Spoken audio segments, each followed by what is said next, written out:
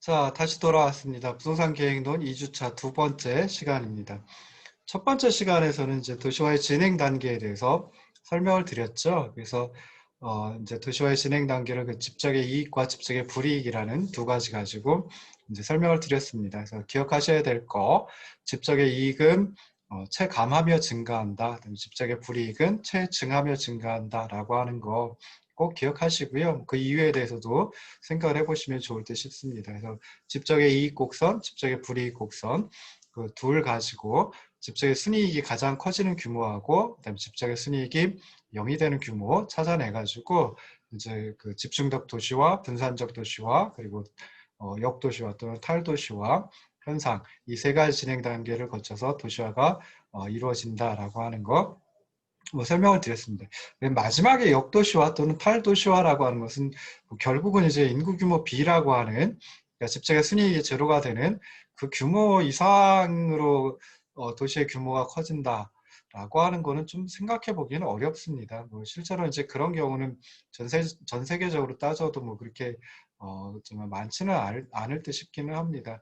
근데 이제 그 탈도시화 또는 역도시화가 발생하는 이유 중에 대표적인 것은 이제 어떤 산업 자체가 이제 붕괴가 되는 경우, 뭐 그런 경우에 이제 탈도시화 또는 역도시화 현상이 발생을 할 수도 있는데요. 실제로 이제 그냥 그런 그 외부적인 요인이 없다라고 하면 탈도시화, 역도시화가 나타나는 그런 도시 규모까지 가지는 않을 거라고 이제 생각을 합니다. 자, 오늘은 정말 이번 시간에는 그 도시화 현상 중에 마지막 주제인 도시화 추세에 대해서 살펴보도록 하겠습니다. 자, 도시화 추세는 이제 세계의 도시화 추세 그리고 우리나라의 도시화 추세 해가지고 나누어가지고 이제 생각을 해볼 텐데요. 도시화라고 하는 것은 이제 인류가 문명을 꽃피우면서 도시를 만들기 시작했고 그때서부터 즉 고대서부터 이루어졌다라고 생각을 해볼 수 있습니다. 그래서 이제 고대 로마 시대를 갖다가 제1차 도시혁명기라고 얘기를 하기도 합니다. 그래서 그리스 로마 시대 같으면 이제 도시가 점점 더 커지죠. 특히나 이제 로마 시대 같으면 로마라고 하는 도시 하나가 뭐 전 세계 거의 한 절반 가까이를 갖다가 이제 지배하는 그런 시기이기도 했습니다. 그래서 그때를 갖다 이제 제1차 도시혁명기라고 얘기를 하는데요.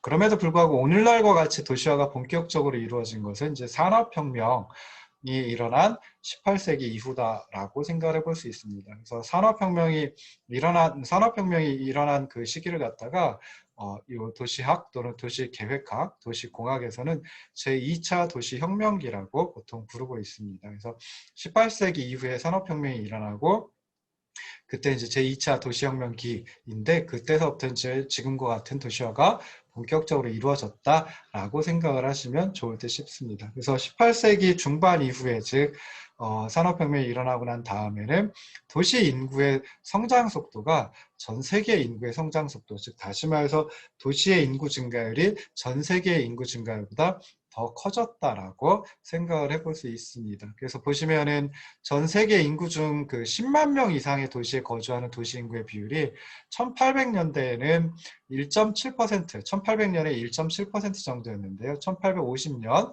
그러니까 19세기 중반이 되죠. 이때는 2.3%가 되고요. 그 다음에 20세기 초 1900년에는 5.5%, 그리고 20세기 중반 1950년에는 13.1%에 불과했습니다. 근데 뭐 이것도 사실은 굉장히 정말 도시 인구의 비율이 많아진 거죠.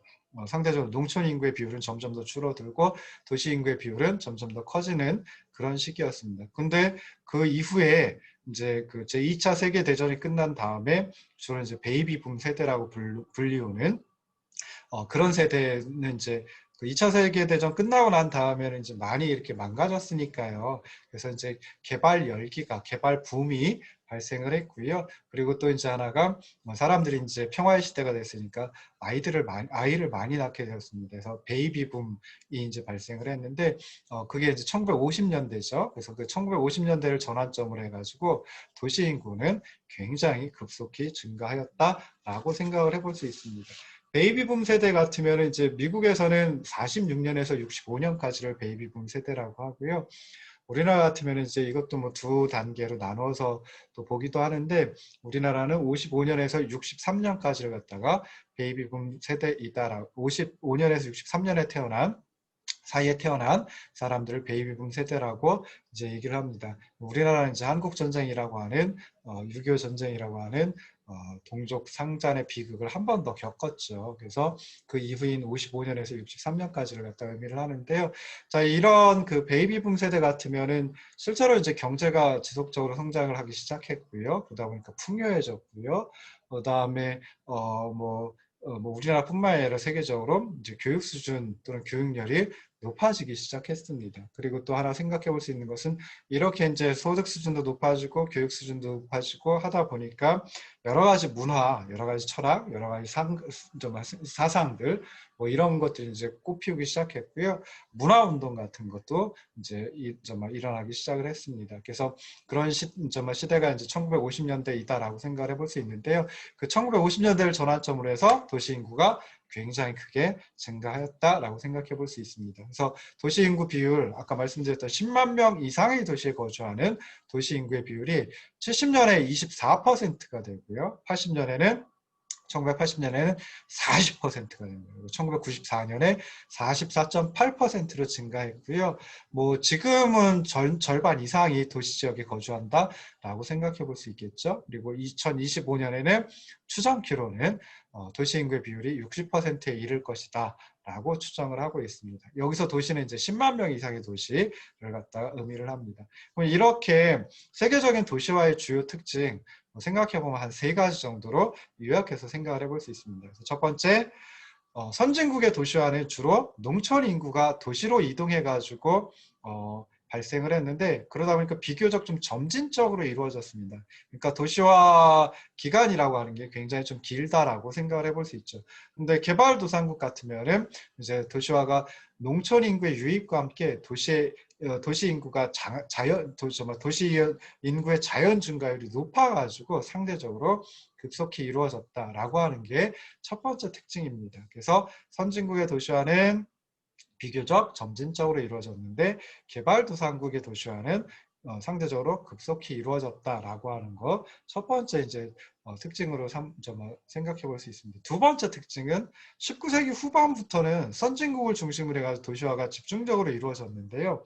20세기 중반, 그러니까 1950년대 이후에는 개발도상국을 중심으로 해가지고 도시화가 이루어지기 시작했다라고 하는 겁니다. 그래서 이거는 뭐 경제 발전하고도 마찬가지 맥락인데요. 산업혁명이 이제 주로 산업혁명이 영국에서 일어나고 그리고 이제 주로 이제 산업혁명의 초기에, 그러니까 산업혁명이 초기에 이제 발생한 나라들이 대부분 이제 선진국으로 흘러가게 되죠. 그리고 나서 이제 후진국들, 우리가 개발도상국이라고 얘기를 하긴 하지만은 다른 표현을 하면 그냥 후진국이라고 볼 수 있는데요. 그래서 개발을 하고 있는 그런 나라들, 개발도상에 있는 나라들 같으면은 이제 산업혁명 초기에는 그 산업혁명의 어떤 수혜를 받지 못했습니다. 그러다가 이제 선진국에서 선진화된 문물들, 그러니까 산업화된 그런 문물들을 가져다가 이제 경제를 개발하고 경제가 성장하기 시작했죠. 그러다 보니까 아무래도 이제 좀 뒤늦게 경제가 개발되고 성장하기 시작했고, 그때서부터 도시화가 진전되었기 때문에 상대적으로 좀 급속히 이루어졌다라고 생각을 해볼 수 있습니다. 자, 두 번째는 19세기 후반부터는 선진국을 중심으로 도시화가 이루어졌으나 20세기 중반, 그러니까 산업혁명이 어느 정도 이루어지고 산업화가 이루어진 다음에는 개발도상국을 중심으로 도시화가 이루어졌다. 좀 전에 설명드렸는데 다시 한번 설명드렸습니다. 자, 그리고 세 번째는 도시 성장 측면에서 봤을 때는 대도시화가 뚜렷하게 나타나고 있다. 그래서 대도시 그러면은 뭐 이것도 이제 학자들마다 좀 생각하는 게 다 다르기도 하고 그렇겠죠. 근데 뭐 여기서는 이제 인구 100만 명 이상을 갖다가 대도시로 한번 정의를 내려봤습니다. 그래서 1900년에는 인구 100만 명 이상의 대도시가 전 세계적으로 한 20개 정도에 불과했는데요. 1951년에는 95개, 그리고 1985년에는 250개로 증가했고, 그 다음에 세계 100대 도시의 평균 인구, 그러니까 인구 규모로 따져봤을 때 가장 큰 도시서부터 시작해가지고 100번째 도시까지 해서 100대 도시의 평균 인구도 1900년에는 한 20만 명 남짓했습니다. 근데 1950년에는 210만 명 평균적으로 평균적인 인구 규모가 210만 명이고요. 1990년에는 500만 명을 초과했다라고 하고 있습니다. 우리나라 같으면은 500만 명 초과하는 도시가 지금 서울시밖에 없지요. 부산시도 지금 한 350만 명 정도 되니까 물론 이제 100만 명 이상의 대도시이긴 합니다. 그렇긴 하지만은 정말 이 100대 도시에 이제 들어가지 못하죠. 자, 우리나라 같으면 인구 100만 명 이상이면은 광역시가 될 수 있습니다. 그러니까 광역시의 조건 중에 하나가 인구 규모가 100만 명 이상이다라고 하죠. 그래서 정말 특별시 광역시 하면 이제 서울, 부산, 그리고 이제 대구, 인천, 대전, 광주, 울산이 있고요. 그 다음에 또 광역시는 아니지만 100만 명 이상의 도시가 뭐 창원이라든지 수원, 용인, 그다음에 성남 이런 도시들이 이제 있습니다. 그래서 우리나라도 한 10개 정도, 10개 남짓 되겠네요. 100만 명 이상의 대도시가. 그래서 세 번째 특징은 도시 성장 측면에서 대도시화가 계속 지속적으로 뚜렷하게 나타나고 있다라고 하는 거 생각을 하시면 좋을 듯 싶습니다. 자, 그럼 우리나라의 도시화는 어떨까요? 선진국들하고는 좀 많은 차이를 보이고 있습니다. 그래서 서구 선진국들은 이제 산업혁명이 1800년대 1800년대 초중반에 일어났다, 초중반서부터 시작했다라고 하면은 거의 한 2, 300년간 그 산업화 과정 속에서 점진적으로 도시화가 진행이 되었는데 우리나라 같으면 이제 1960년대 이후에 이제 막 경제 개발 계획, 경제 개발 정책을 통해 가지고 그때서부터 경제가 개발되고 성장되기 시작했고요. 도시화가 이루어졌죠. 그러다 보니까 지금 뭐 해봤자 한 50년, 뭐 길게 잡으면 60년, 이 짧은 기간 동안에 급격하게 도시화가 진행되었다라고 생각을 해볼 수 있습니다. 그래서 주로 이제 우리나라에서 도시가 성장하고 도시화가 본격적으로 진행된 건 좀 전에 말씀드렸듯이 1960년대 이후에 국가가 주도하는 경제 성장 정책, 경제 개발 정책이 시행되면서부터 이루어졌다라고 생각을 하시면 좋을 듯 싶습니다. 그래서 1960년대서부터 시작해가지고 1980년대 말까지 7차례에 걸쳐가지고 이제 경제개발 5개년 계획 그리고 이제 경제개발 정책들이 이제 추진이 되었죠. 그래서 좀 성공적으로 추진이 되었고 그거에 따라서 경제성장이 이루어졌습니다. 그러다 보니까 전국의 주요 도시들이 이제 산업 도시로 탈바꿈했고요. 그 과정에서 산업에 소요되는 인력들, 뭐 그런 인력들이 농촌 지역에서 도시 지역으로 이동을 하게 됩니다. 그래서 도시화가 이루어졌다라고 생각을 해볼 수 있습니다. 그래서 1960년에는 도시화율이, 그러니까 도시에 정주하고 있는 인구의 비율이 도시화율이 1960년에는 37.1% 정도에 불과했는데요. 2010년에는 90.6%까지 급격하게 증가를 했습니다. 그래서 이렇게 짧은 기간 동안에 도시화가 급격하게 이루어졌다라고 생각을 해볼 수 있습니다. 근데 이렇게 이런 이제 그 경제 성장 측면에서 이런 걸 이제 한마디로 압축적 경제 성장 뭐 이렇게 표현을 하죠. 도시화도 마찬가지로 이제 압축적으로 진행이 됐던 겁니다. 그러다 보니까 국가 전체적으로 봤을 때, 사회적으로 봤을 때 적지 않은 부작용이 발생했다라고 생각해 볼 수 있습니다. 그게 한 3가지 정도 부작용을 생각해 볼 수 있는데요. 국토의 불균형적 발전, 그리고 도시 문제의 양산, 세 번째 가도시화라고 하는 부작용을 가져왔습니다. 그래서 인구가 첫 번째 그 국토의 불균형 발전을 가지고 이제 생각을 해보면요, 인구가 집중된 대도시 그리고 수도권에는 과밀이라든지 혼잡이라든지 이런 현상 때문에 여러 가지 문제가 발생을 했죠. 그 반면에 이제 인구가 감소하는 농촌이나 아니면 지방 지역에서는 정주지로서의 기능을 하기 힘들 정도로 이제 인구가 너무 적어져 가지고 문제가 발생을 하기도 합니다. 그래서 뭐 이제 좀 예담삼아 말씀드리면은 제가 뭐 우리 학교에 오기 전까지는 주로 이제 서울 수도권에 있었는데요. 서울이나 수도권에서는 출퇴근 또는 통학 거리가 한 1시간 정도이면은 그냥 뭐 참을만 해 라고 이제 생각을 했습니다. 저도 뭐 대부분 그 대학을 다닐 때도 학부를 다닐 때도 1시간 정도 거리였고요. 그다음에 직장에 들어가서 전에 있던 연구원에 들어가서 출퇴근을 할 때도 1시간 조금 넘게 걸리기도 하고 그랬습니다. 뭐 제 동료들이나 아니면 제 친구들을 보면은 출퇴근 거리나 통학 거리가 1시간 넘어가는 경우도 굉장히 비일비재했거든요.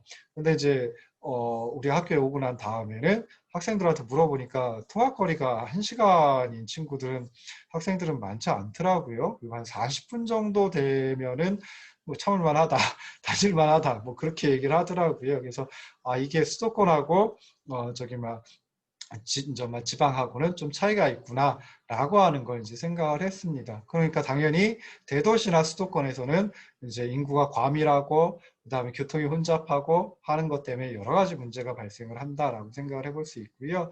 그다음에 저희 막 농촌이라든지 지방 같은 데는 이제 인구가 지속적으로 감소를 하기도 하고 그러다 보니까 그래도 정말 사람들이 인구가 어느 정도는 돼야지 뭐 어떤 그 도시 기능을 갖다 도시 기능을 가진 그 시설들을 설치하고 그럴 수 있을 텐데 이제 인구가 너무 적으니까 그렇게 하지 못하는 경우도 많이 있을 수 있습니다. 그래서 그런 과소 인구라고 하는 것 때문에 또 농촌 지역에서는 문제가 발생한다라고 생각해 볼 수 있습니다. 특히나 대도시 중에서도 서울을 비롯한 수도권 지역에 인구도 많이 집중돼 있고 그다음에 여러 기능들이 과도하게 집중되어 있죠. 금융이라든지 그다음에 뭐 지금은 좀 지방으로 많이 이전이 됐지만은 공공기관도 이제 정말 그 수도권에 많이 밀집되어 있었는데 이것들을 좀 다른 지역에도 고루 이렇게 분산시킨다라고 하면 국토를 균형적으로 발전시킬 수 있고요. 그런데 지금 현재는 그렇지 못하고 있다라고 생각을 해볼 수 있습니다. 그래도 뭐 그 공공기관들을 갖다가 이제 지방으로 다 많이 이전을 시켰죠. 그래서 뭐 사람들도 거기에 그 종사하는 종사자들도 많이 이제 지방으로 내려오게 됐고 그러는데 아직까지도 뭐 균형되게 발전된다 뭐 이렇게 생각을 해보기는 좀 쉽지 않을 듯 싶습니다. 그래서 국토의 균형 발전이라고 하는 거 국토 계획 또는 도시 계획의 측면에서는 굉장히 중심이 되는 과제 중에 하나이다라고 생각을 해볼 수 있습니다. 뭐 어떤 사람들은 뭐 국토를 꼭 균형적으로 발전시키는 게 필요하냐라고 생각을 하시는 분들도 있을 텐데요. 근데 저는 솔직히 좀 국토를 골고루 균형적으로 발전시키는 게 필요하다라고 생각을 합니다. 제 고향 같으면은 인구가 점점 더 줄거든요. 경기도 연천군인데요. 연천군 인구가 제가 살 때만 해도 한 10만 명 이상이 되었었습니다. 근데 지금은 5만 명 가까이로 그 인구 규모가 이제 줄어들었거든요. 물론 뭐 거기 지금 그 근무하고 있는 그 정말 군인들 숫자까지 합치면은 그거보다 훨씬 더 많긴 합니다. 그렇긴 하지만은 거기 거주하고 있는 사람의 숫자가 너무 적다 보니까 실제로는 예전에는 좀 커다란 좀 슈퍼마켓 같은 것도 여러 개 있고 그랬는데 지금은 이제 그런 것들도 많이 없어졌고요. 한두 개 정도 하나로마트 뭐 그 정도만 이제 남아 있고요. 그다음에 예전에는 그래도 조그마하지만 극장도 있었는데 지금은 이제 극장도 없습니다. 영화관도 없어가지고 위쪽에 있는 아래쪽이죠. 아래쪽에 있는 동두천이라든지 의정부라든지 뭐 심지어는 서울까지 나와가지고 영화를 보기도 하고 그러거든요. 그래서 이게 과연 바람직할까라고 하는 거 저는 바람직하지 않다라고 생각을 합니다. 그래서 좀 국토를 균형적으로 발전시키는 이런 게 필요하지 않을까 하는 생각이 듭니다.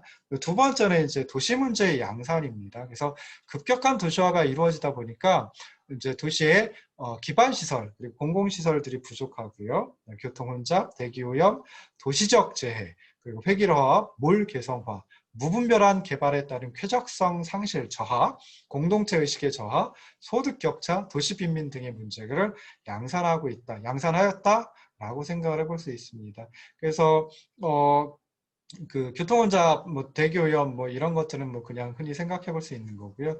그 다음에 뭐 도시는 대부분 이제 우리가 밤 지역이 땅이 별로 없죠. 이제 대부분 이제 콘크리트라든지 아스팔트로 이제 덮여져 있습니다. 뭐 그러다 보니까 또 여러 가지 뭐 예를 들어 비가 많이 온다라고 했을 때 비가 빗물이 잘 빠지지 않는다라 뭐 그런 것 때문에 이제 재해가 발생을 하기도 하죠. 뭐 종종 뭐 정말 언론에서 많이 정말 들을 수 있습니다. 볼 수 있습니다. 그 다음에 이제 또 뭐 획일화, 몰개성화. 그러니까 도시는 이제 첨단성을 가지고 있어요. 그러다 보니까 이제 첨단에 뒤처지지 않기 위해서 이제 하다 보면은 좀 어떤 게 유행한다라고 하면 그쪽으로 이제 확 넘어가 버리게 되죠. 그래서 그런 현상도 발생할 수 있고요. 그다음에 개발을 좀 뭐 계획을 잘 짜가지고 개발을 한다라고 하면 좋겠지만은 우리나라의 도시화 시대, 정말 도시화가 이루어진 시기에는 좀 개발이 어떻게 보면 계획 없이 무분별하게 이루어졌다라고 생각해 볼 수 있습니다. 그러다 보니까 도시의 도시역의 뭐 주거의 쾌적성이라든지 이런 것들이 이제 적어질 수도 있고 낮아질 수도 있고 하지요. 그 다음에 뭐 사실 뭐 도시화가 이루어지다 보면 대부분 이제 금전적인 측면에 사람들이 집중을 하게 되고 그러다 보니까 공동체 의식이 좀 저하되는 이런 현상도 발생합니다. 그 다음에 도시지역에 뭐 잘 사시는 분들은 굉장히 잘 살지만 또 정말 빈민들도 많이 몰려와 살기도 하죠. 그다음에 그 소득 격차가 크고 그다음에 점점 더 심화되고 뭐 이런 현상도 발생하고요. 도시 빈민들 이런 분들도 이제 많이 나타나고 있습니다. 그래서 제가 학교를 다닐 때도 학부를 다닐 때 지금은 없어졌습니다. 근데 제가 학부 처음에 들어갔을 때 1987년에 처음 학교를 들어갔을 때 학교가 그래도 서울의 부도심 지역 중에 하나에 가까이 있었거든요. 그런데도 불구하고 학교 바로 옆에 이제 그 슬럼가가 있었습니다. 그래서 제가 아시는 분도 그러니까 저랑 같이 학교를 다니셨던 그 형님도 이제 자취를 했었는데 학교 앞에서 자취를 했었는데요. 그 조그만 집인데 거기에 방이 한 12개 정도 있습니다. 그러니까 조그만 집인데 조그만 1층 집인데 단층 집인데 방은 12개 있고요. 화장실은 하나 있고 그다음에 이제 수도가 딱 하나 있고요. 뭐 그렇거든요. 그래서 좀 그렇게 이제 그 어떻게 보면은 좀 뭐 그 형이 빈민은 아니었지만은 그래도 이제 그런 그 슬럼가들이 좀 많이 있기도 하고 그랬었습니다. 지금은 많이 달라졌습니다. 그다음에 세 번째는 이제 가도시화라고 하는 현상이 발생을 합니다. 그래서 급격한 도시화로 인해서 가도시화 또는 과잉 도시화라고 하는 현상이 발생하기도 했습니다. 그래서 농촌 지역에서 정말 농촌 지역에서 이제 인구가 자연 증가할 수 있겠죠. 아이를 많이 낳다 보면 아까 베이비붐 세대 같으면 이제 아이를 많이 낳았거든요. 그래서 그렇게 농촌 지역에서도 인구가 증가하는데 취업 기회가 없습니다. 그러니까 뭐 실제로 일을 한다 그러면 뭐 농경지를 갖다 빌려서 일을 한다든지 해야 되는데요. 근데 또 그 농지도 한정이 돼 있으니까 뭐 소작을 할 수도 하기도 이제 어렵고 그래서 취업 기회가 없으니까 이제 무작정 도시 지역으로 인구가 이제 흘러 들어가게 되죠. 그러다 보니까 도시 인구가 증가를 하기 시작했습니다. 근데 도시 지역도 사실은 취업 기회가 많지는 않습니다. 그러다 보니까 직장과 주택을 구하지 못한 인구가 도시 빈민으로 전락하고 이제 슬럼 지역을 형성을 하게 되죠. 그래서 이렇게 도시의 수용 능력에 비해서 지나치게 많은 인구가 집중되어 인구만 비대해진 도시화를 가도시화 또는 과잉 도시화라고 얘기를 합니다. 그래서 우리나라 같으면 1960년대 이후에 대도시 도심 지역 부근에 이런 그 슬럼 지역들이 나타나기 시작됐고요. 점점 더 뭐 커지기도 하고 그랬습니다. 그래서 불량 주거 지역이 이제 점점 더 커지고 했는데 이런 것들이 이제 가도시화가 초래된 결과이다라고 생각해 볼 수 있습니다. 이런 그 불량 주거 지역 같으면은 사실은 1986년에 이제 우리나라에서 아시안 게임이 열렸고요. 1988년에는 올림픽이 열렸죠. 그래서 그때 좀 인위적으로 다 이런 불량 주거 지역을 많이 없앴습니다. 그래서 뭐 그 불량 주거 지역에 살고 있던 사람들을 저쪽 어디 그저막 경기도 광주라든지 아니면은 뭐 다른 외곽 지역에다가 이제 트럭으로 실어가지고 옮겨다 놓는 뭐 그런 것들도 이제 발생을 하기도 했었거든요. 그 불량 주거 지역을 갖다 이제 밀어가지고 거기다가 이제 아파트를 짓는다든지 뭐 이런 그 개발 정책들도 있었습니다. 뭐그 불량 주거 지역 그걸 없앴다라고 하는 점에서는 뭐 좀 좋은 면도 있긴 하지만은 좀뭐좀그 뭐랄까요? 근본적인 해결은 아니었다라고도 이제 생각을 해볼 수 있겠죠. 자, 그래서 우리나라 도시화에 대해서 이 표를 가지고 한번 생각을 해보도록 하겠습니다. 면적을 보시면요. 1960년에는 도시지역, 그러니까 시와 읍 지역까지를 갖다 이제 도시지역이라고 얘기를 합니다. 그래서 도시의 면적이 전체 면적 중에 7.9% 차지하고 있고요. 농촌의 면적은 92.1%니까 상당히 그 농촌의 면적이 크다라고 생각해 볼 수 있죠. 인구를 보시면요. 1960년 인구를 보시면 도시 지역에 37.1%가 거주하고 그다음에 농촌 지역에 62.9%가 거주했습니다. 그러니까 면적에 비해서 이제 인구를 보면은 도시가 농촌보다 훨씬 더 많았다. 인구 밀도 가지고 봐도 되겠죠. 그래서 인구 밀도 가지고 보면 종합적으로 볼 수 있습니다. 그래서 1960년 우리나라 전국의 인구 밀도는 253.4명이었는데요. 도시 지역은 1198.7명, 그리고 농촌 지역은 172.9명이었습니다. 근데 이게 쭉 가가지고 2010년을 보시면은 자, 면적은 이제 도시적인 면적이 25.5%로 1960년 7.9%보다 더 커졌죠. 농촌 지역은 2010년의 면적이 74.4%니까 1960년 92.1%보다 뭐 좀 많이 줄어들기는 했습니다. 정말 인구를 보시면요. 2010년에 도시 인구는 전체 인구의 90.6%입니다. 그러니까 1960년에는 37.1%였는데 2010년에 90.6%니까 굉장히 많이 증가했다라고 생각을 해볼 수 있죠. 반면에 농촌은 이제 1960년에 62.9%에서 2010년에는 9.4%로 확 줄어들게 됩니다. 이거 이제 인구 밀도로 보면은 더 정확하게 알 수가 있죠. 도시 같으면 1960년에 1198.7명이 1평방킬로미터에 살고 있었습니다. 이게 이제 2010년 되면은 1평방킬로미터에 1722.6명이 살게 된 거죠. 거의 그래도 한 50%는 상승을 50%는 증가를 한 거죠. 농촌 지역 같으면은 인구 밀도가 1960년에 172.9명이었습니다. 1평방 킬로미터에 172.9명이 살고 있었는데 2010년을 보시면은 1평방 킬로미터에 61.2명만 살고 있거든요. 그러니까 농촌의 인구 밀도는 굉장히 줄어들었다. 농촌의 인구도 줄어들고 인구 밀도도